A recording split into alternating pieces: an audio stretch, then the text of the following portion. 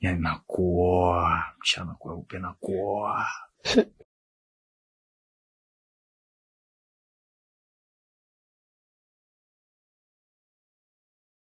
Mimi nakupenda.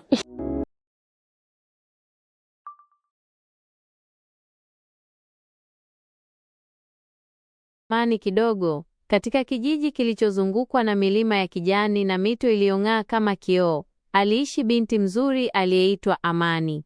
Uzuri wake haukuwa wa sura pekee, ulikuwa ni mchanganyiko wa tabasamu lenye amani, macho yaliyobeba huruma, na moyo uliotulia uliowafanya watu wajisikie salama walipokuwa karibu naye. Alikuwa binti wa familia ya kawaida, wakulima waliopanda mahindi na maharage. Lakini ndani ya maisha hayo ya unyenyekevu, kulikuwapo ndoto kubwa iliyokuwa ikimea taratibu moyoni mwake. Amani alikulia akiona changamoto nyingi. Kulikuwa na misimu ya ukame iliyokausha ardhi, na wakati mwingine mazao yalishindwa kukua. Hata hivyo, hakuwahi kulalamika. Badala yake, aliamka kila alfajiri, akachota maji mtoni, akamsaidia mama yake kupika. Kisha akaelekea shuleni akiwa amevaa sare iliyofifia lakini iliyokuwa safi. Alipenda kusoma vitabu, hasa hadithi za watu waliobadili maisha yao kwa bidii na imani. Kila alipofungua kitabu, alihisi kama anasafiri kwenda ulimwengu mpana zaidi ya kijiji chao. Uzuri wa Amani uliwavutia wengi, lakini alijifunza mapema kuwa uzuri wa kweli ni tabia njema. Alikuwa msaada kwa wazee, rafiki kwa watoto, na msikilizaji mzuri kwa waliokuwa na huzuni. Siku moja alikutana na bibi mmoja aliyekuwa akiuza vikapu sokoni. Watu walimpita bila kumjali, lakini Amani alisimama, akamsaidia kupanga bidhaa zake, na akamsikiliza bibi huyo akisimulia maisha yake.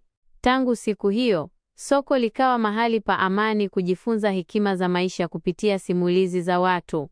Miaka ilipita, na juhudi za Amani shuleni zikaanza kuzaa matunda. Alifanya vizuri kwenye mitihani, jambo lililompa nafasi ya kuendelea na masomo yake mbali na kijiji. Ilikuwa ni safari ya kwanza kutoka nyumbani, na machozi ya furaha na hofu yalichanganyika alipowaaga wazazi wake. Aliwaahidi kuwa hangesahau alikotoka wala thamani ya unyenyekevu waliomfundisha.